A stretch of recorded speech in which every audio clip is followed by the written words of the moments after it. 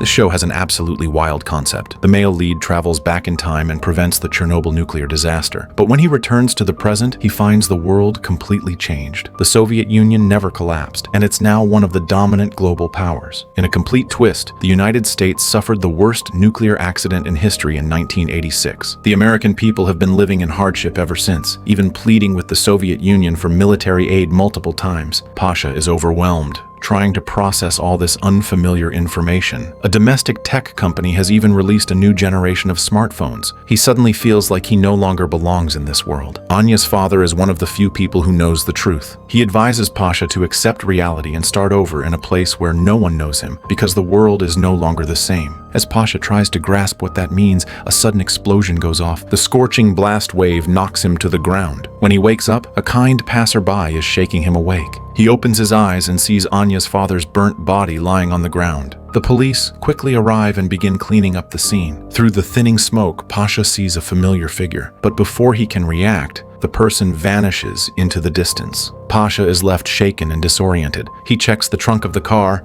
and confirms that the time machine is still there. He decides to drive back to his own home, but the front door of his apartment building is locked. He can't get in. A kind neighbor tells him to try scanning his fingerprint.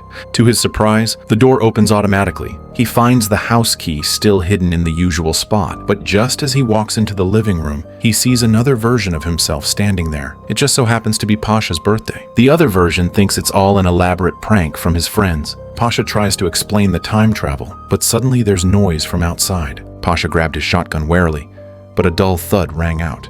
The man drops dead instantly. Pasha turns and sees the one who pulled the trigger. It's the same man who killed Anya's father. Back when they were stopping the Chernobyl disaster, that man had accidentally killed a younger version of himself, causing him to vanish into nothingness. But somehow, that man is back in the present, and he's trying to kill Pasha again. A sudden doorbell interrupts his thoughts. When he opens the door, he's stunned to see Lyosha, Gosha, and Nastya, his old friends. They've come to celebrate his birthday. Pasha is frozen. He remembers them all dying in the original timeline. Now they're not only alive, but their personalities have changed drastically. Lyosha, once reckless and wild, is now a proper straight-A student. Gosha, who used to be timid, has become a suave flirt, and he's even dating Nastya. Suddenly there's a scream from inside the room. Lyosha has found a corpse in the closet. Seeing that the body looks exactly like Pasha, Gosha also thinks it's part of a joke. But Nastya points out that the body is cold, clearly real, and quickly calls the police. Pasha grabs the hunting rifle and orders the three of them to sit down and listen. He retells the story of their time-traveling journey together. The friends exchange nervous glances.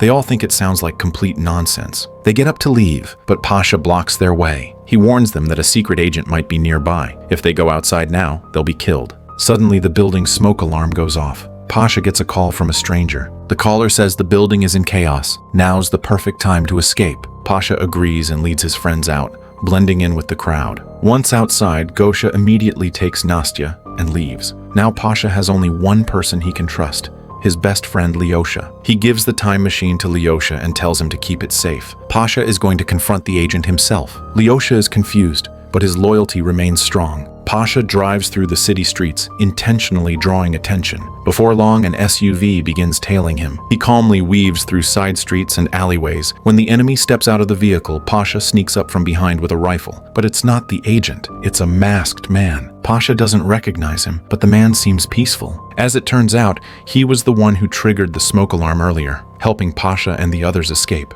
The masked man's true identity is actually that of an American nuclear engineer. When the recent meltdown occurred, Anya's father attempted to travel back in time to prevent the disaster, but the portal on their side was unstable. It took them a long time to calibrate it before barely achieving the jump. However, when the masked man returned, half of his face got stuck inside a wall. Since then, he's had to wear a mask to cover it. Pasha didn't question his story. He had once seen someone get stuck halfway inside a tree after time travel. The masked man came to Pasha with one goal. He needed him to bring the time machine to the US and attempt a jump to the past to stop the nuclear meltdown. Because all of this chaos had been caused by Pasha and his friends, only they could fix what they broke. In exchange, the masked man promised to ensure the safety of Pasha and his group. Everyone was puzzled. If the agent had disappeared after killing his younger self, how could he be back again, hunting them down? The masked man, clearly well-versed in time travel theory, explained, "Killing yourself creates a paradox. It doesn't actually erase you." Pasha only half understood, but still rushed to find his best friend Lyosha. When he told Lyosha they needed to go to America to stop the nuclear accident, he refused outright. He complained he'd already missed too many classes and was falling behind in school. Pasha was speechless. "You're worried about grades? You're lucky to be alive." Seeing that Lyosha wouldn't budge, Pasha strapped a fitness tracker on him and told him it was a remote-controlled explosive. Lyosha shrank back in fear, nodded quickly, and even offered to help convince Nastya to join them, bringing Gosha along too. Relieved, Pasha returned home, only to find the corpse was gone. Not even a drop of blood remained. The masked man was equally baffled, but urged Pasha to find his passport. Once they were ready, the group rushed to the airport. At the border check, Pasha was shocked to run into a familiar face, the same border officer who had once made an inappropriate request to Nastya. Turns out he still had the same job in this new reality. They all boarded the plane without issue. While stowing his luggage, Gosha accidentally exposed a few items. It became clear why he'd agreed to the trip. Nastya had agreed to his conditions. Lyosha glanced at Nastya with a smirk, while Pasha looked shocked. He'd just recognized one of the flight attendants. It was Anya. After all this time, he was seeing her again. Flooded with emotion, memories of their time together surged in his mind. But the past was gone. The Anya standing before him was now a stranger. The masked man quickly pulled Pasha back to his seat, snapping him out of his daze. Pasha was confused. Anya had helped change the past. Shouldn't she be part of the mission too? The masked man reassured him, "Don't worry, fate will bring everyone together again." As the plane prepared to take off, a nervous passenger tugged on Anya's arm. He claimed his pet cat was frightened in the cargo hold, and he wanted to go keep it company. Anya dismissed him, saying, "What are you psychic with your cat?" She rejected his request, reminding him the plane was already taking off. Watching her move through the cabin, Pasha couldn't hold back the urge to explain everything, but the masked man stopped him, urging him to focus on persuading their other teammates first. He played surveillance footage from the American nuclear plant. The radiation levels were still high, just enough to power the time machine, but Gosha remained skeptical. He scoffed at the footage, saying even he could fake those effects. Unfortunately, their previous time jump was rushed. They hadn't been able to record any actual scenes from the past, so Pasha's attempt to convince him failed. It seemed they would have to experience it all firsthand. Right now, though, Gosha was more interested in whether Nastya would honor her promise. He wanted to try something romantic at 10,000 meters above ground. Just then, a shadowy figure slipped into the cargo hold. Moments later, the plane began to shake violently. The flight crew ordered everyone to return to their seats and fasten their seatbelts, but oddly enough, once Pasha and the others put on their oxygen masks, they all fell into a deep sleep. When they awoke, the cabin was empty. They were the only ones left. The plane was still flying, but the other passengers had seemingly vanished into thin air. Nastya checked her watch. They had been unconscious for 6 hours. She suspected the oxygen masks had been laced with a sedative. She recalled getting anesthesia as a child after dislocating her arm. It left her mouth just as dry. Anya tried contacting the captain. No response. She guessed the plane was now on autopilot. Panic set in. What happened while they were unconscious? What was the person behind all this trying to achieve? Suddenly, a cat's meow cut through the tension. Anya remembered the strange man with the cat. Just then, sounds came from the cargo hold. Pasha and Lyosha each grabbed a butter knife and crept forward. They knew it was dangerous, but they had to find out what was going on. The pet carrier on the luggage rack was open. It was the cat's resting place. As Lyosha turned his head, a shadow darted forward and snatched his knife. It was the cat's owner, the strange man from earlier. Pasha quickly explained they weren't a threat. The knives were just utensils. The man relaxed,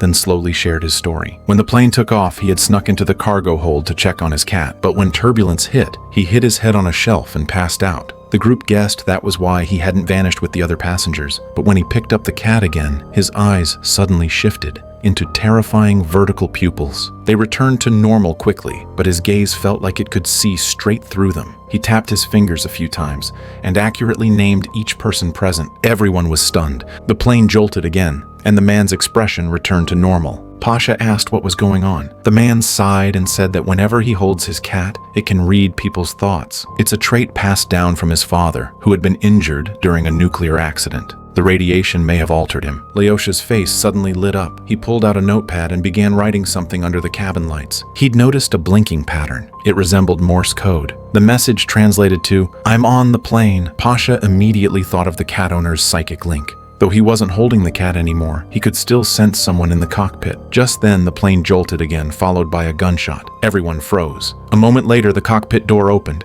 Inside sat a pilot and a wounded officer clutching his side. Let's rewind 7 hours. Right after Pasha and the others passed out, the plane made an emergency landing at the nearest airport. Panicked passengers rushed off. The officer saw Pasha and the others still unconscious. He tried to help, but the co-pilot stopped him, saying a team would handle them. But as the officer was the last to exit, the plane suddenly took off again. He chased it down and managed to climb back inside through the not yet closed cargo door. He ignored the sleeping passengers and headed straight to the cockpit. Clearly, the masked pilot wasn't who he claimed to be, but the pilot didn't flinch. If he died, no one would be able to land the plane. The officer had no choice but to let him continue. Hours passed. Fatigue set in. The masked pilot used cabin lights to send Morse code messages to Pasha's group. Then he managed to grab the officer's pistol. They struggled, and the masked man pulled the trigger. Seeing the officer bleeding heavily, he finally opened the cockpit door. Anya and the others rushed to help. Pasha sprinted to the cockpit, only to see a fighter jet trailing behind them. They had entered U.S. airspace. Their flight path had long since gone off course. The masked man explained that the nuclear site was in a restricted zone. Flying in was the only way to get there. All they had to do now was stall for time. But the U.S. Air Force wasn't interested in talking. When warning shots didn't work, the jet launched a missile. The masked man shut off the engines, dodging the heat-seeking warhead, but a second missile followed. The right engine burst into flames. He looked down and saw they were above the radiation zone. He lowered the landing gear. The plane circled, then crash-landed, rough but survivable. The group stumbled out, barely on their feet. Before they could gather their bearings, several cars sped toward them. Out jumped 4 armed men, clearly not friendly. In this no-man's land, only wanted criminals roamed free. The group was quickly subdued. One thug climbed aboard only to find nothing valuable, just a few bags. Their leader barked an order. Grab Anya and Nastya, put them in the car. The wounded officer knew they'd kill the rest to cover their tracks. He quietly reclaimed his gun and signaled the others to run. He would handle the shot. The leader went down, but the gun was out of bullets. The officer fell, a tragic hero. In the chaos, Pasha and the others escaped. Watching Anya and Nastya taken away, the masked man guessed the thugs were heading to find a local doctor. He'd spent enough time in the zone to know the terrain. Sure enough, from behind a pile of rubble, they saw the men enter a small house. It belonged to a surgeon. His daughter had died in the meltdown, and not long after, his wife took her own life. He planned to stay forever, guarding the graves of his wife and daughter. Pasha and his group were unarmed and no match for the heavily armed bandits.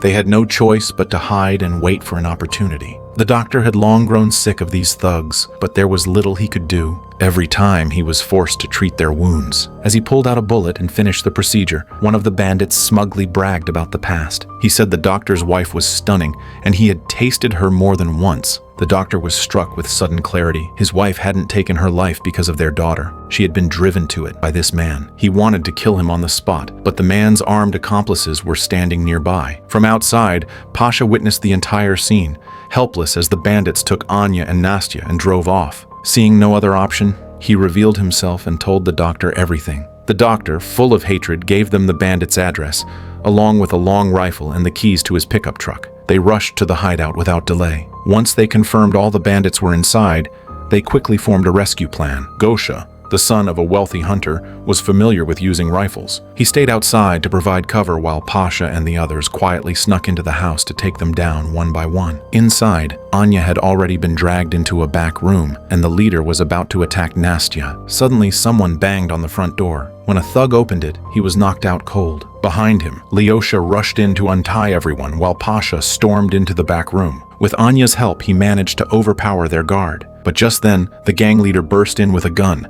Seeing the 4 of them escaping, he opened fire wildly. Thankfully, Gosha didn't let them down. His well-aimed shots kept the thugs from advancing. Everyone piled into the pickup, but the bandits weren't far behind. Out of bullets, Pasha grabbed the radio and called the doctor for help. When the doctor heard the bandits were back, he jumped into his small truck. As he neared the rendezvous point, he turned off his headlights and warned Pasha to swerve. Pasha made a sharp turn, just as the bandits slammed into the doctor's truck head-on. The doctor had known the truth about his wife's death. In the end, he chose to take the bastards down with him. Pasha buried him beside his wife and daughter. The group set off again. On the way, they passed an abandoned town. It looked just like Pripyat near Chernobyl. Once thriving, now eerily still. Most of the buildings remained intact except for the police station, which had been turned into a memorial. When the nuclear disaster struck, every officer had rushed to the site, and all of them perished. Before they knew it, they had arrived at the edge of the power plant. The radiation levels were still dangerously high, the perfect place for time travel. The masked man took out the machine and handed Pasha a tablet. As the light flashed brighter and brighter, the group vanished, leaving the masked man alone. The others reappeared in 1986. They immediately opened the tablet. Inside were several video recordings. They finally learned the masked man's true identity. He was another version of Pasha, from a different timeline. In that timeline, he had successfully prevented the Chernobyl disaster. But a few months later, a nuclear accident occurred in the US. Pasha tried to stop it and failed. The scars on his face came from that event. The radiation also destroyed the portal, leaving him stranded in the past. He couldn't return, so he lived out decades waiting for a new version of himself to grow up. That's how this rescue plan began. Because he remained in the past, he couldn't time travel again like Lyosha and the others. Gosha, watching the video, was deeply unsettled. He still couldn't accept the truth of time travel. At that moment, a priest happened to drive by. They hitched a ride back to town. In the video, the masked man had made it clear. Today was the day the power plant would explode. The priest didn't understand Russian. He asked them to turn off the video. He needed to review scripture on the radio before heading to perform an exorcism for a wealthy client. Pasha and the others weren't interested. Once the priest got out, they continued watching. The explosion had been caused by a woman. The masked man had tried to catch her in town, but fell into a trap and nearly died. The video also included footage of the power plant exploding. He had clearly spent years preparing for this. After watching it all, Lyosha and the others were chilled. They finally believed what Pasha had told them. Meanwhile, the priest arrived at the wealthy man's home and met the boy he was asked to exorcise, Derek. Derek often said strange things. At night, his behavior turned even more bizarre. His mother believed he was possessed. The priest stepped forward to question him, but Derek suddenly said, "You'll die today." A nearby chair moved slightly on its own. The priest felt uneasy. He decided to first take Pasha and the others back to town and return later with proper tools. But as they got into the car, a chair shattered a window from inside the house. They rushed back in, only to find the wealthy man lying on the floor, bleeding heavily. They tried to call an ambulance, but every phone line had been cut. Panic set in. They split up. Anya and Gosha stayed to treat the man's injuries, while Pasha and Lyosha ran to town for help. The priest had no idea he was about to face the most dangerous exorcism of his life. He held up a cross and read from the Bible, but Derek didn't flinch. As he whispered, the room went dark. The priest looked for him and found blood all over the bathroom. He suspected the boy had pushed his own mother down the stairs. Back at the house, Anya and Gosha tried to move the injured woman. Suddenly, Derek entered, eyes closed, holding a kerosene lamp in one hand and a can of oil in the other. Terrified, Gosha begged him to stop. Derek obeyed. But then the oil can tipped itself over and the lamp slid from the table. Flames consumed the house. Derek sat calmly in his chair. The priest moved him to safety, but was ambushed and bitten in the neck. Meanwhile, Pasha and Lyosha were nearing town to alert the police. They passed the old police station, the one that would become a memorial in the future. Lyosha almost hit a pedestrian. Pasha recognized her immediately. It was Claire, the woman who bombed the plant. They followed her into a bar. To avoid confrontation, they asked the waiter to call the police, claiming someone had been injured on a farm nearby. The officer on the line said they'd dispatch help, but asked them to stay for questioning. Claire drank a glass of wine, then got up to leave. Pasha chased after her without thinking. The waiter shouted, "Stop her!" Several men tried to intervene. Nastya pulled a gun to get everyone to back off. Outside, they saw Claire hadn't gone far. They flanked her from both sides, cornered her in an alley. One heavy blow knocked her out. They wondered if they should kill her now to prevent the explosion. Pasha searched her pocket and found a photo of her with the agent. He hesitated. Suddenly, Claire regained consciousness, grabbed Nastya, and forced them to drop their weapons. She stole their car and drove off. Pasha was desperate. The explosion would happen tonight. She was clearly headed to the power plant. They had to get a vehicle. Fast. As they broke into a car, police emerged from the bar. They were arrested and locked in the station. Meanwhile, the emergency team reached the burning farmhouse. The priest and the boy's mother had both died in the fire. Anya and Gosha couldn't prove their identities, so they were taken in for questioning. The five of them were soon reunited in the station. Pasha was panicking. They could be transported back to the present at any moment, and this station would become a sealed memorial. They'd be buried alive. No matter how they explained, the police didn't believe them. But things were about to get worse. Claire was on her way to the power plant to execute her plan. Suddenly, Derek appeared and blocked her path. He must have escaped from the overturned ambulance. He didn't say much, just warned her, "If you destroy the plant, you'll end up like me." When Claire ignored him, Derek raised his hand. She floated off the ground. Then he passed out. Claire, pale and shaken, got back in the car and drove to the plant. Back at the police station, the group stared at the wall clock. At the exact moment of the explosion, an alarm went off in the hallway. The screen on the time machine lit up. The officers rushed over, confused. Pasha realized the blast had opened a portal. If they didn't act fast, they'd be doomed. Lyosha hit the activation switch. A flash of light, and they were gone. This time, they didn't return to the present. They had gone back 30 years earlier, to 1956. The plant had just opened. The town didn't even have a police station yet. Pasha led the group to a remote wooden cabin, warning them not to mess with the past. Changing anything could create another timeline. Lyosha didn't care. He and Gosha stole food from an old woman. He had been suppressed by rules for too long.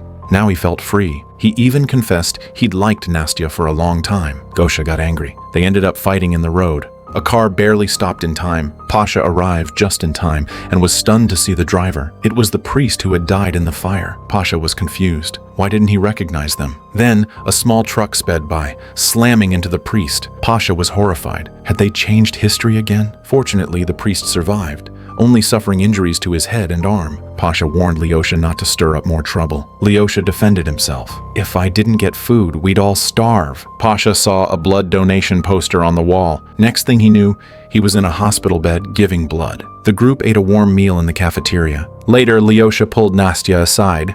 He admitted he'd always tried to be the perfect student to get a government job, but only after time travel did he realize being true to himself made him happiest. Nastya agreed. She had pierced her nose long ago, but never dared tell her parents. Turns out both of them were rebels at heart. One moment of connection turned into something more. They got together naturally. Poor Gosha had no idea he was being betrayed. He was too busy trying to unlock a video file on the computer. He was sure it held something critical. Using his wits, he guessed the password might be the date of the Chernobyl disaster. It worked, but when the video played, Pasha's expression darkened. The masked man somehow knew that Pasha had been having the same recurring dream. In that dream, he became an engineer named Sorokin. During the Chernobyl disaster, Sorokin was at the very center of the explosion, but instead of dying, he transformed into something else entirely. The masked man called it the Zone. It was the same sentient force that Pasha and the others had encountered before at Chernobyl. The ghost dog, the endless hallucinations, the mirrored copies, they were all manifestations of the Zone. Pasha was able to dream of Sorokin because the two had become connected in some unknown way. The video contained so much information that Pasha hadn't even begun to process it all,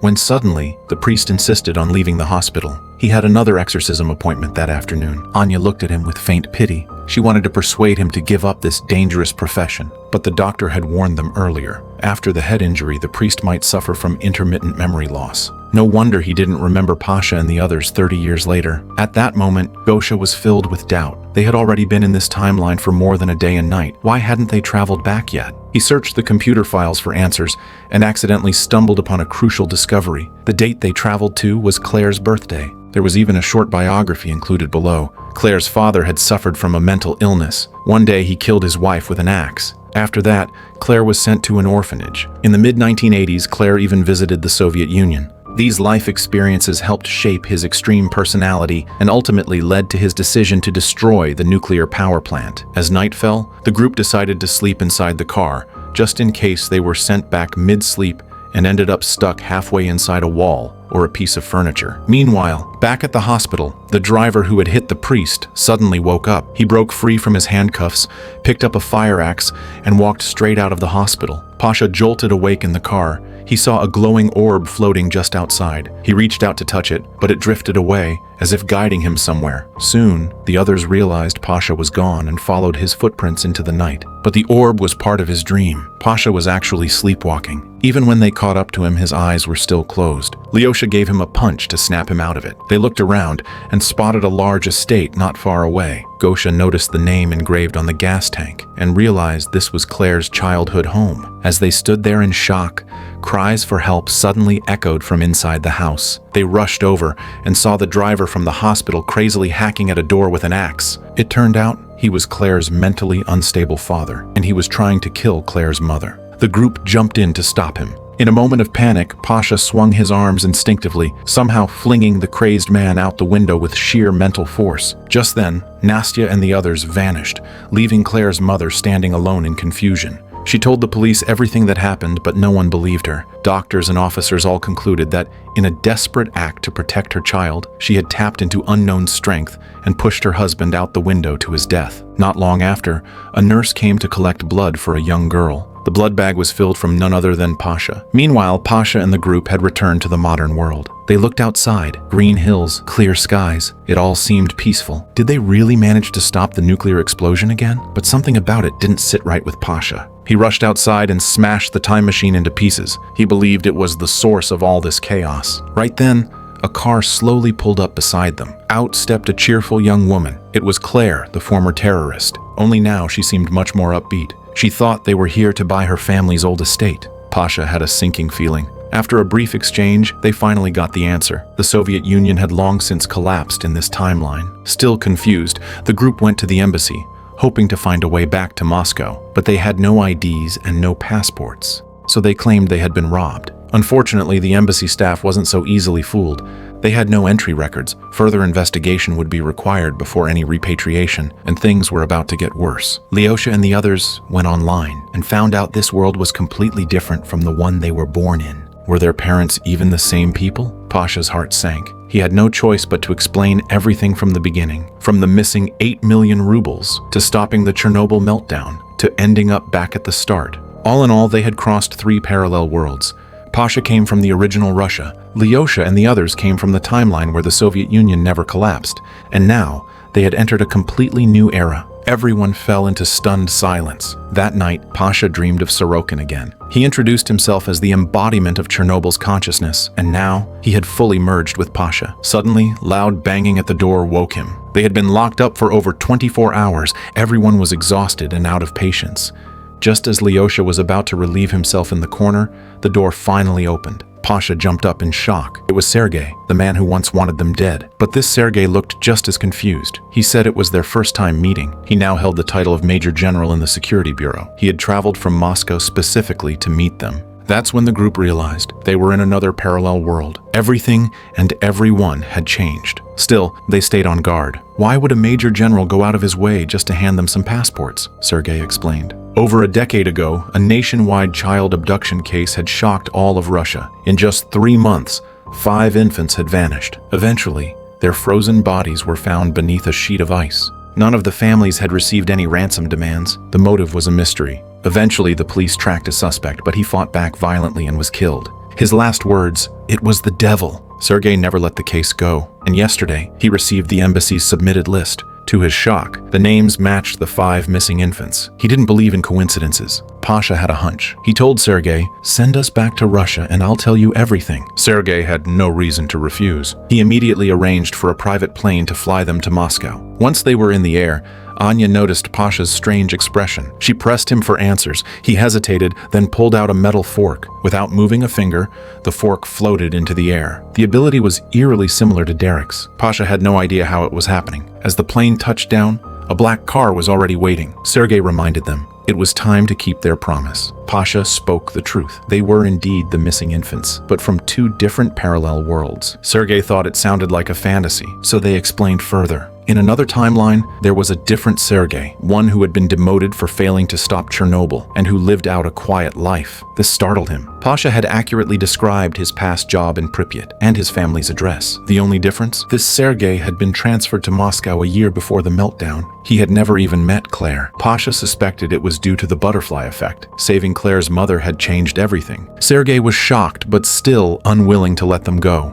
Suddenly, Pasha's powers activated again. The car accelerated uncontrollably, then crashed into a road sign. Everyone jumped out, but the passenger door was stuck. They had to leave Gosha behind. They ran for their lives. Lyosha and the others had already guessed the truth behind their abductions. Someone wanted them dead, to prevent them from traveling back and changing key events. Meanwhile, Sergei received DNA confirmation. Gosha's genetic sequence was a perfect match with one of the infant victims' parents. He finally accepted the truth of parallel worlds, but he still had no idea who was behind all of it. Then he mentioned a possible suspect, the CEO of the country's largest nuclear conglomerate. All the clues had pointed to him years ago, but the investigation was shut down due to immense pressure. At that moment, Pasha arrived at his old apartment. The front door was open, but he didn't dare enter, because in this world, Pasha had died years ago. Right now, they had more pressing problems, like finding food. As they debated what to do, a familiar face appeared. It was the repairman, the same one who once stole Pasha's 8 million rubles. With 2 beautiful women as bait,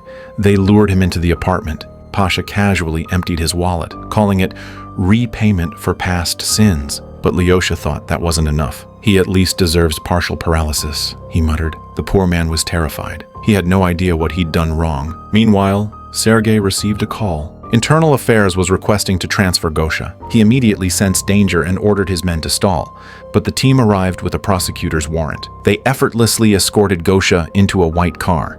Sitting in the back was a bespectacled man. Gosha recognized him instantly.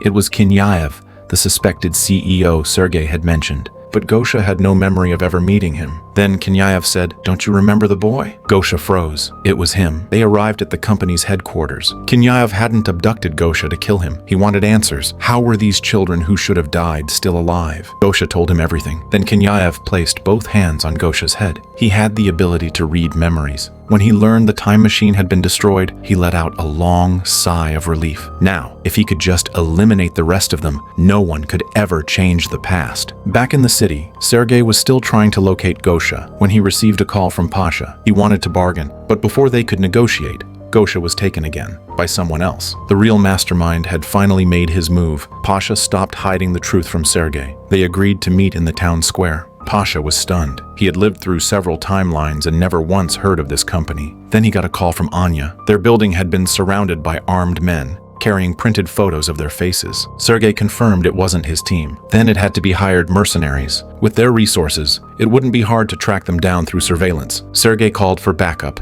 and sped toward the building. But Lyosha had his own plan. He pulled out the bomb bracelet Pasha once tricked him with and strapped it to the repairman. He ordered him to follow instructions, or the bracelet would detonate. The terrified man walked out to the guards and said, "I've been looking for you," then kissed one on the mouth. In the chaos, the group tried to slip out, but they were quickly spotted. They ran through the mall, only to be cornered by cameras. Eventually, they were caught. Lyosha and Nastya were forced into a van. Just as the vehicle left the garage, Sergei and Pasha arrived. Thankfully, Anya hadn't been taken yet. Sergei pretended to be an innocent bystander, then pulled a gun and opened fire. Thanks to the car's bulletproof windows, they held out until reinforcements arrived. All the attackers were arrested, but only Anya was rescued. For safety, Sergei brought her and Pasha to the security office. Curious about Kinyaev, Anya searched his name online, then gasped. She had found a childhood photo. Kinyaev was Derek, all grown up. They rushed to tell Sergei, but he already knew. After his mother died in a fire,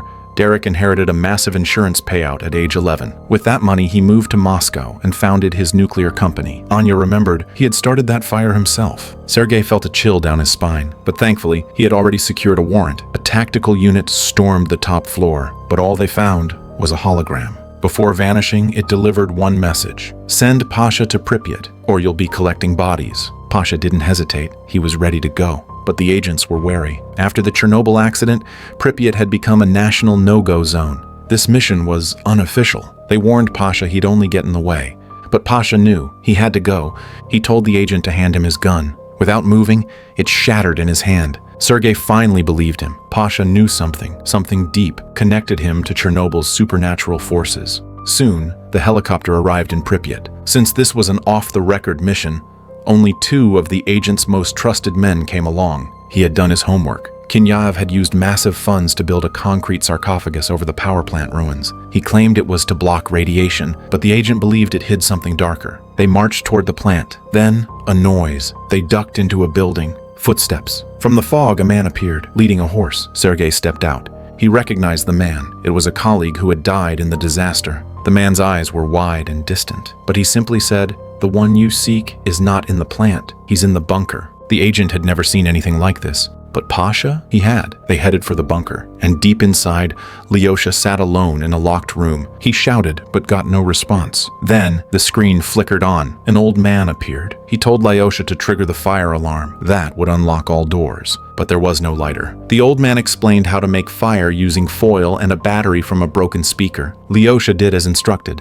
Sparks lit the paper. The smoke triggered the alarm, and the door opened. He rushed out, unaware that the monitor had no power connection. It was the Zone helping him escape. At the hallway's end, he reunited with Gosha and Nastya. The three ran toward Pripyat. Meanwhile, Pasha and the others were getting close. Soon they'd reunite. But then a shadow appeared. An agent raised his gun. The figure turned and fled into the woods. The agent and a guard gave chase. Moments later, both of them emerged from the trees. Pasha had a strange feeling something wasn't right. Just then, the man in black reappeared and fired a shot, hitting someone before vanishing back into the woods. Two of Sergei's men instinctively chased after him and stopped in front of a wooden cabin. Seeing movement inside, they opened fire without hesitation. Hearing the gunshots, Pasha realized something was off. Something about the Sergei standing next to him. Anya noticed it too. He had just come out of the forest, but there wasn't a single speck of dirt on his boots. That's when Pasha knew this wasn't the real Sergei. It was a copy created by the Zone. But then the copy spoke,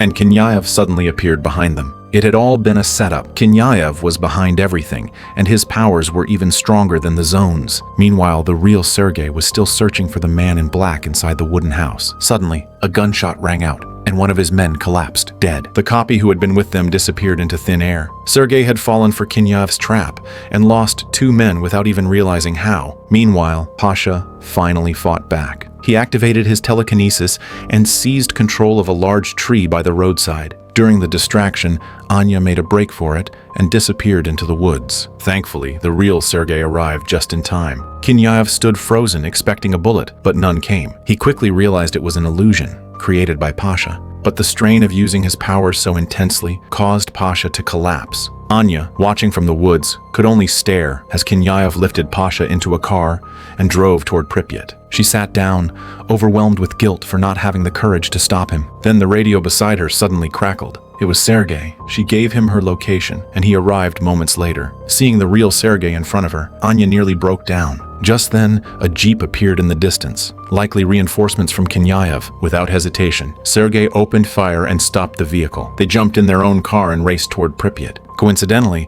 Lyosha and the others had just arrived in town as well. They were looking for a place to rest when they noticed a faint glow from a nearby building. Curious, they walked over and found green flames burning on the floor. Lyosha froze. It felt like something, or someone, was guiding them forward. Suddenly, a battered stray dog appeared. At the same time, Sergei and Anya reached the outskirts of Pripyat, only to be stopped by the same stray dog. They got out of the car and were shocked to find Lyosha and the others hiding inside a nearby building. It became clear the Zone had been guiding them all along. Then, a GPS voice sounded from the car. The destination? The old swimming pool. No doubt, it was another clue from the Zone. They didn't hesitate and set off. Inside the pool complex, Kenyaev had grown tired of waiting for his men. He decided to extract blood from Pasha himself. It turned out, back in 1956, Pasha had donated blood, and that same blood had been transfused into Kenyaev's mother. That was how Kenyaev inherited Pasha's powers, but Pasha had no idea how his abilities even worked, Kenyaev explained patiently. After Pasha prevented the last Chernobyl disaster, the Zone had ceased to exist, but its powers didn't disappear. They were absorbed into Pasha's body. His blood now carried those abilities like a virus and could pass them on to others. Pasha suddenly remembered the man from his dreams, Sorokin. Kenyaev confirmed Sorokin was the core consciousness of the Zone, and while the Zone had vanished, Sorokin's consciousness remained, weak but not gone. In order to survive, Sorokin had influenced both Pasha and Kenyaev. Now, Kenyaev's goal was to extract the power-infused blood from Pasha and return it to Sorokin. If Sorokin regained his full strength, he could use the virus-like blood to turn all of humanity into part of the Zone. But Pasha refused to believe that his actions were being controlled. Kenyaev laughed at his naivety. Why did you really go back to 1986 to stop the US nuclear disaster? Kenyaev admitted. He once tried to do the same thing. But it wasn't their choice. The Zone was simply trying to eliminate future rivals. Pasha snapped back. He went to the US to stop his best friend from being killed by Sergei.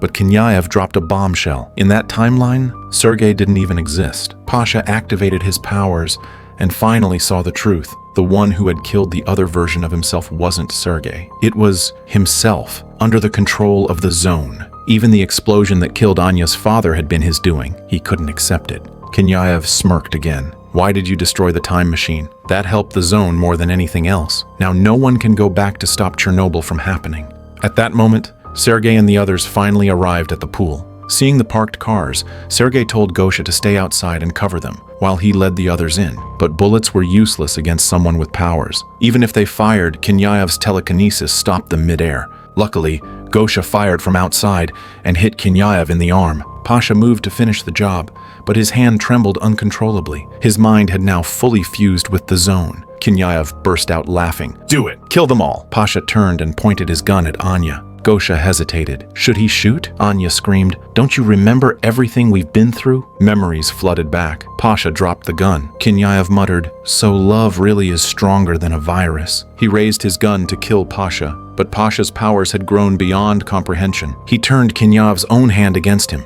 forcing him to pull the trigger. The others thought it was finally over, but Pasha didn't respond. He turned and silently walked out. Then, in a flash, he appeared at the Chernobyl nuclear power plant. A massive orb hovered there, glowing with pulsating blue light.